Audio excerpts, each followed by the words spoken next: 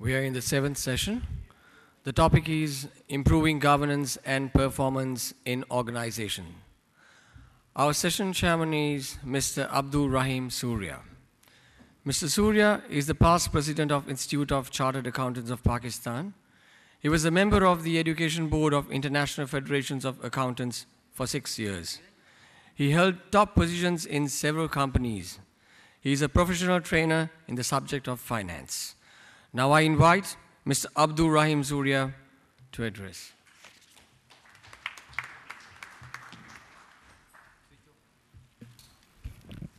Bismillahirrahmanirrahim. Ladies and gentlemen, Assalamu alaikum. First of all, I want to thank Mr. Lakshman Vatawala not only for inviting us and arranging such a big conference, but also for his high-level, high-quality hospitality for the last 4 days. And he has really entertained all our delegates very well. As you know, the topic of today's afternoon is improving governance and performance in organization.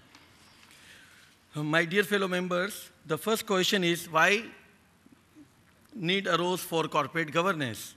If you remember, in 1997, the East Asian financial crisis saw the economies of Thailand, Indonesia, South Korea, Malaysia, and Philippines severely affected by the exit of foreign capital after property assets collapsed.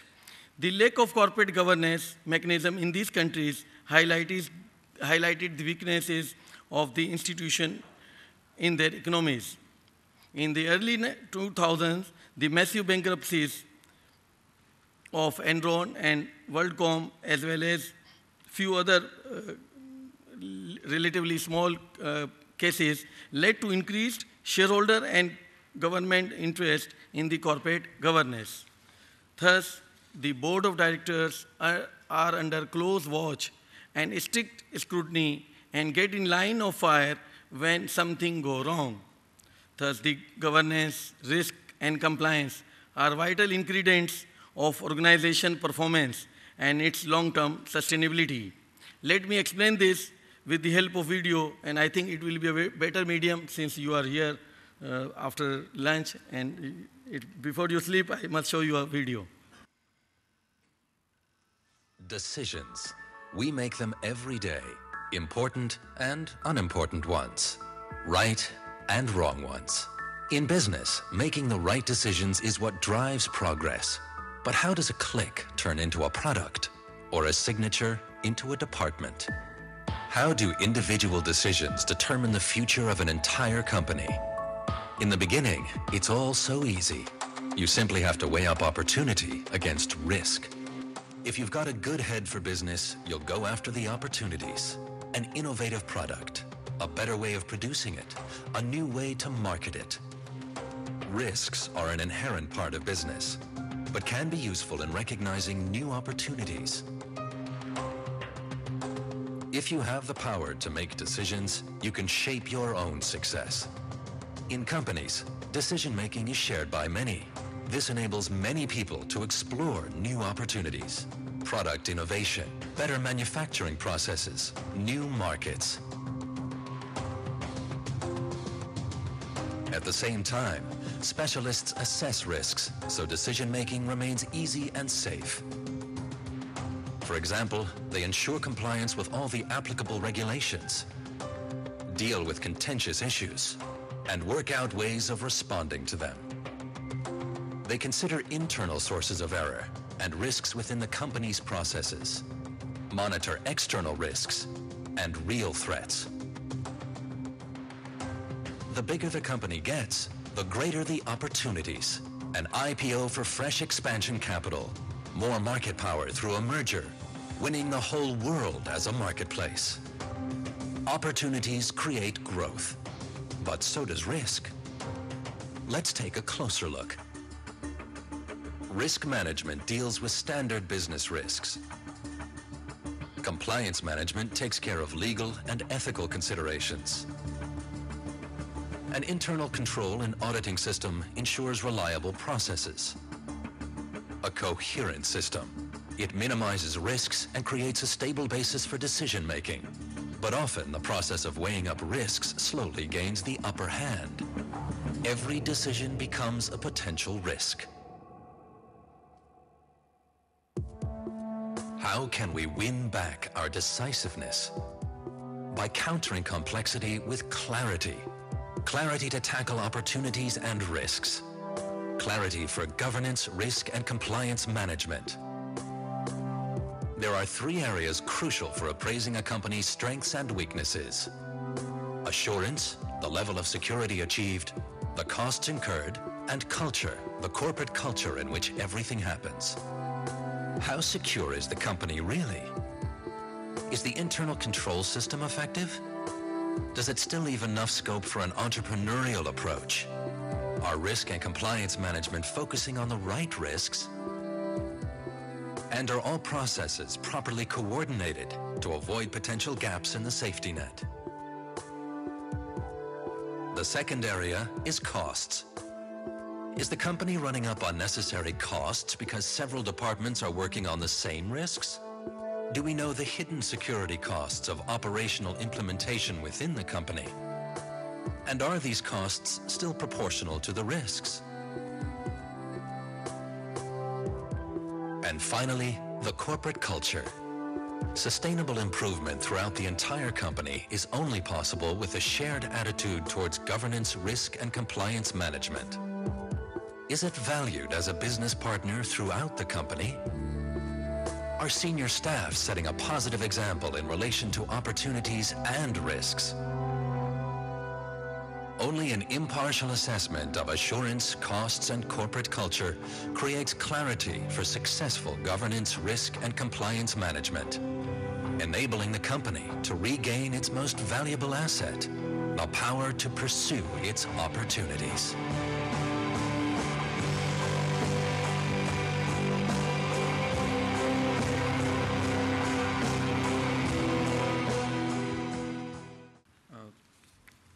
Now we'll begin our technical session, and we have here 4 speakers.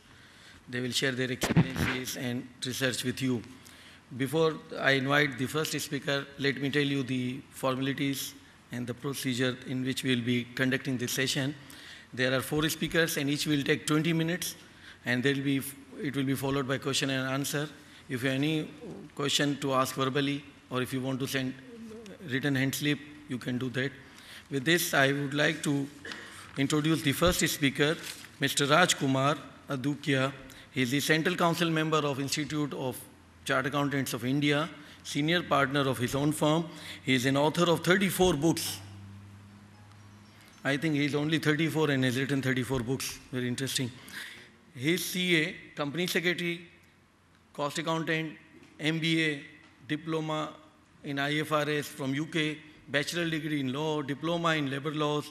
He has served on the board of directors as independent director at BOAI Assets Management Company Limited. With this brief introduction, I would like to call Mr. Raj Kumar. Thank you, Chairman, for nice introduction.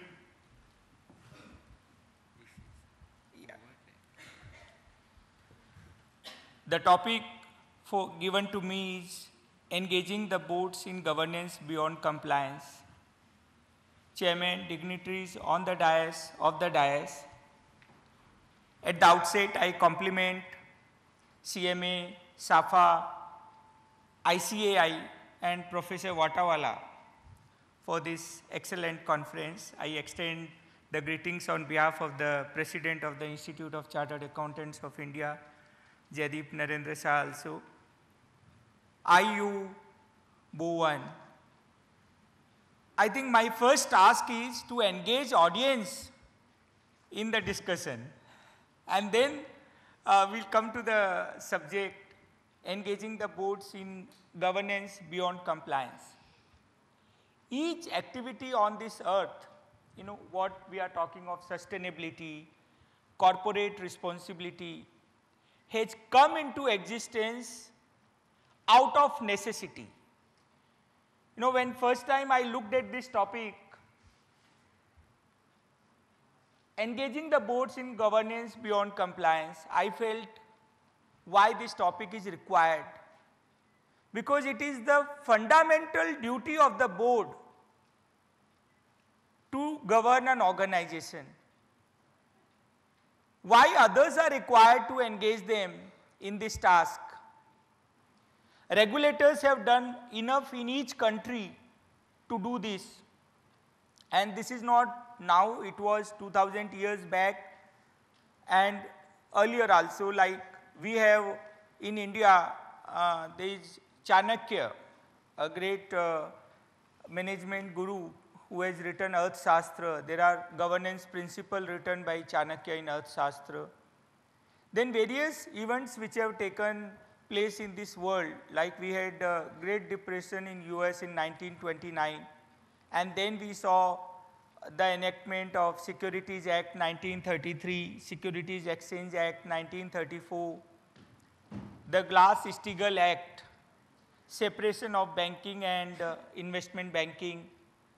Then we had Enron, WorldCom, we had SOX 2002.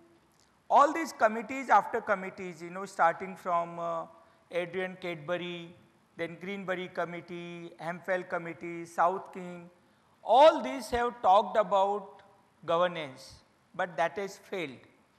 The compliance, the law has not been able to keep the pace, keeping the board members alert about governance. And therefore, we are discussing, how we can engage and who else can engage the board in governance, which is beyond compliance. Now, what is good corporate governance? It is a system of checks and balances between the board, management, investors to produce an efficiently functioning corporation.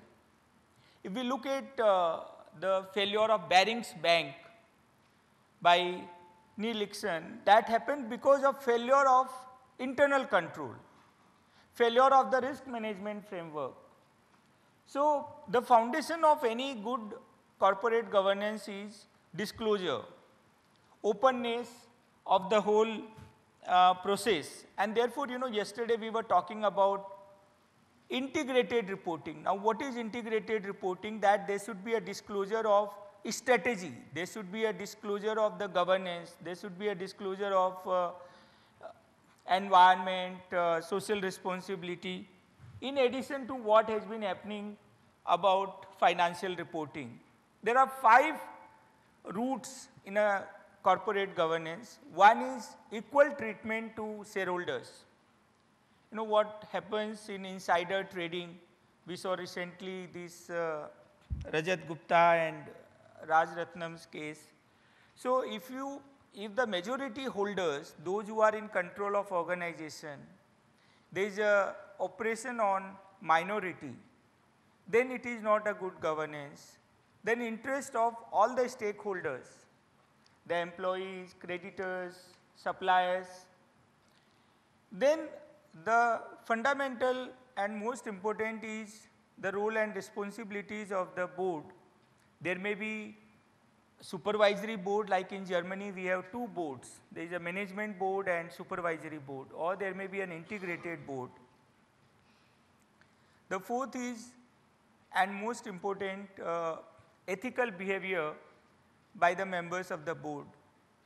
And 5th is disclosure and transparency. If we see the COSO framework also, that talk about control environment. The first thing to control is the environment. If we want a safety of this hotel, the first thing which need to be done is controlling every checkpoint and every entrance point. So each member of the board, if they are alert about corporate governance, then only there will be a good corporate governance in that enterprise. Otherwise, the majority member of the board, they may be conniving themselves and override the control. What happened in Satyam in India? If the board members themselves do a fraud on stakeholders, then no one can save such an enterprise. No regulators, no other stakeholders will be able to save such an organization.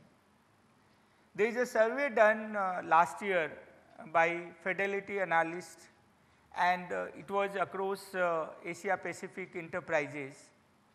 And out of 1,000 stocks, it was found that only 21% major companies, about 210 companies, are applying global corporate governance standards. You know, we have many standards, Turnbull standards, we have Blue Ribbon Committee report, and 50% of analysts thought that it would take 10 years or more to comply for rest of the companies to reach at a global level. Now, what are the issues in corporate governance? The asymmetry in power, asymmetry of information shared, interests of the shareholders as residual owners, role of owner management, theory of the separation of powers, you know, like the chief executive officers should be separate than the chairman,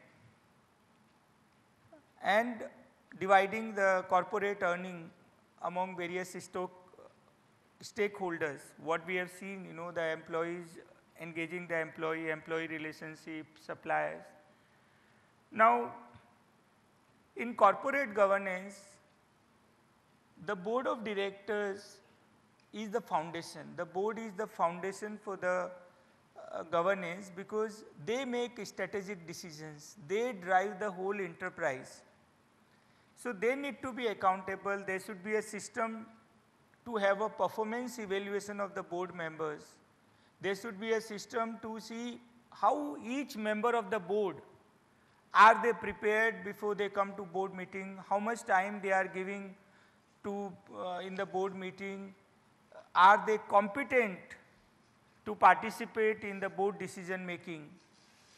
If they are not alert, like, you know, the topic is engaging the board in governance beyond compliance, then it falls the responsibility on other stakeholders. The shareholders have to see that they participate effectively in the appointment of directors.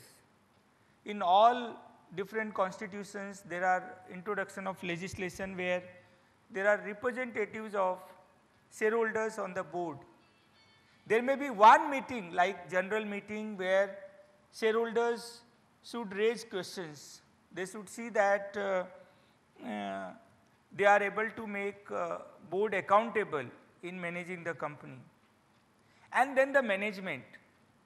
In each company which has failed, we have seen that, and in many countries like in India, there is a whistleblower bill pending before parliament, both for public sector and private sector.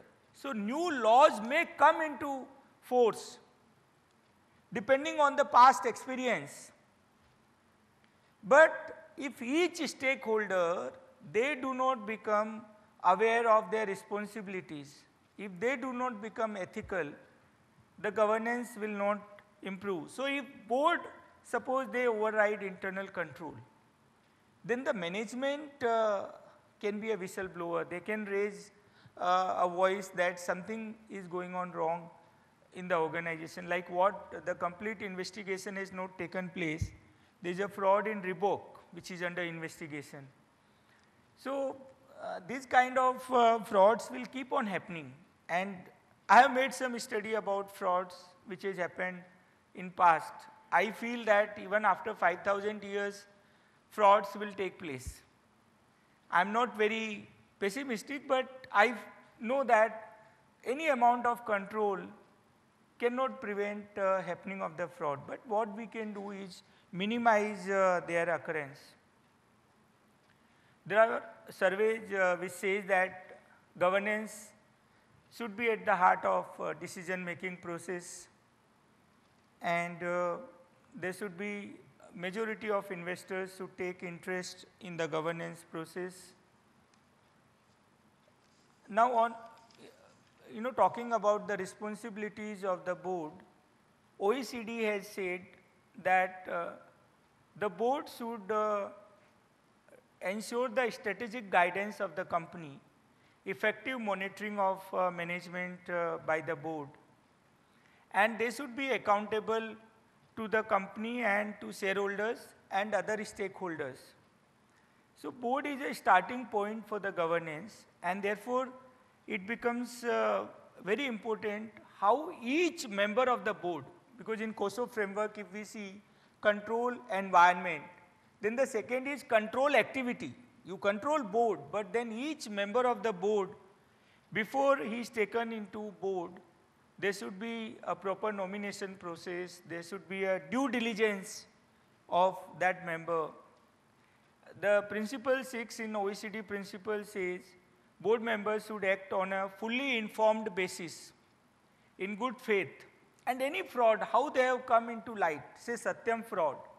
One of the board member got alerted or they resigned, then the analyst investigated it further. The board decisions may affect different shareholders groups, so they should treat all shareholders fairly. Therefore, the class action provisions came into existence because all shareholders are not treated equally. And above all, ethics is one thing which each board member should follow. Any amount of legislations will not help in making governance effective. The board they are fiduciaries for other people's money, and therefore they are bound to create operational management. This is said by Adrian Cadbury.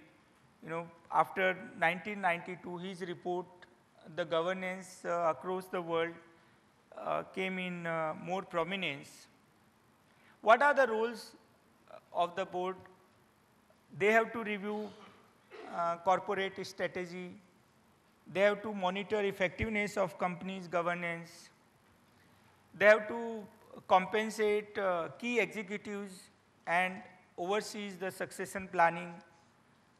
They have to align key executives and board remuneration, the transparent board nomination and election process, managing potential conflict of interest, ensuring integrity of company's accounting and financial reporting, and overseeing the disclosure and communications.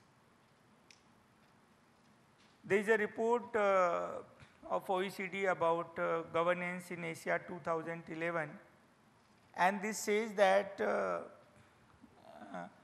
it reads the improvement of various organizations which are in Asia Pacific region. The role of board of directors is improving since 2005. There are various obstacles in implementations. Then what is these obstacles? This is about size and functions of the board, the composition of the board, and therefore it has been stated, like in India, we have listing agreement, there are 54 clauses, and clause 49 says that if the chairman is also CEO, then 50% directors should be independent. And if the chairman and CEO are two separate individuals, then the number required is less. Similarly, we need to have corporate governance code, that is another process by which board can be engaged in governance beyond compliance. Looking to the time, I would like to go to the slides which talks about what is way forward, because what has gone in past and the stage where we are today, what a director should know. The director should know the role and responsibility as a director. Therefore, legislation has come on the cap on the directorship which an individual can have. I am told that there are many directors who hold 40 directorships and their major earning. And this we have seen in the big failures of corporations where the board of director, a member of board, is there just to get director fees and do not give the time to the company. adhere to the clear boundaries between the board and management. They should know about the industry. They should know about the operational, legal, and technical aspects. So the knowledge management by a director is a key requirement for an effective board which can effectively govern an enterprise. So the director should possess business acumen for the company, should network and manage multiple stakeholders for the benefit of the company, problem-solving ability of the director. The mindset of the director should be that the director is contributing in the good management of a company, balance all stakeholders' interest. The director should feel accountable to the company, believes that performance of director is critical, invest adequate time and effort, provides direction for management, demonstrates ethical leadership, create a performance culture, makes well-informed and high-quality decisions.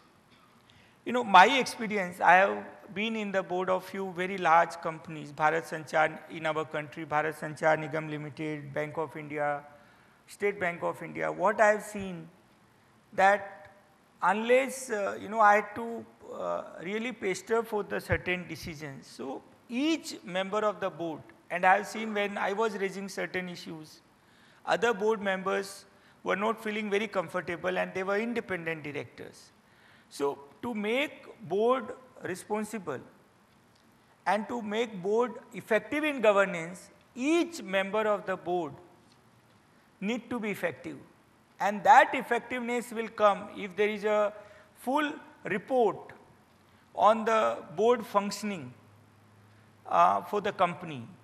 And then we will know how the board is driving the company, what they are doing in strategic decision making, what they are doing in governance, what they are doing in other areas like social responsibility, environment.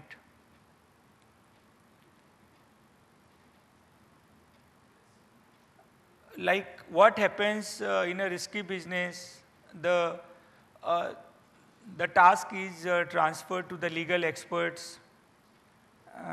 Like what this picture says, my lawyer would like to talk to your lawyer about the risks of your upcoming operation.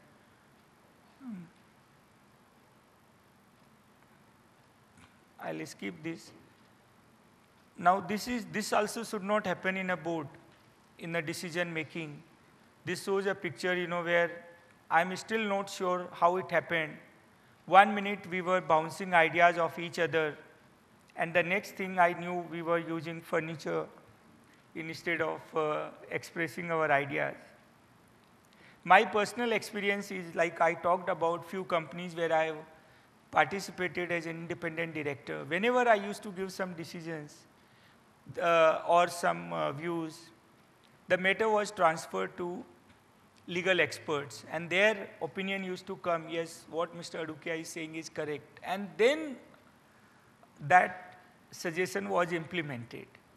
So then, if that is the role, if the independent director plays or a member of board plays, then it becomes little difficult to drive the organization for good governance.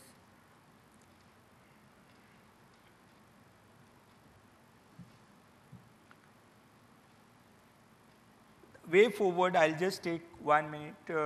Appears difficult to find one single solution for engaging the board in good governance, but every stakeholder has to become alert about their responsibilities. We have to create a system where there is a transparency in taking a new member in the board. There should be a nomination process, there should be a full-fledged evaluation process of the nominations, how a member of the board has been taken. Then the functions of the chairman and CEO need to be separated, which has been done in most of the countries. Shareholders' role in nominating the members of the board need to be enhanced. and board member liability and how they are performing their duties need to be looked into. And there should be a specific policy for identification of best skill composition of the board. I think some of these steps are taken or all of them are taken, perhaps the board will be more effective board and the governance of an enterprise will be better. Thank you. With this, now I request the second speaker, Ms. Richa Bajpal. She is the co-founder director of Next Generation. Before I read her very brief profile, I would like to mention you she has graduated only 3 years back, and that from the day one she has started her own business. We accountant generally do not take courage to do our own business. We first opt for job and then go for the business. So I must compliment her for her courage. She is a bachelor in electrical engineering and management education from Indian Institute of Management, Bangalore. Her contribution in sustainability and environment space have been widely recognized at international forums and at media. With this, Ms. Richa. First of all, I'd like to thank the organizers and especially Professor Vatawala for giving us an opportunity to come and speak here.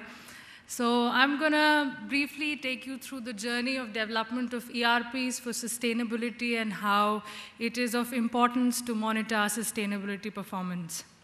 So this is the overview of my presentation. So these are the different aspects I will be touching through. So as you all know, I'll start with something which is very basic.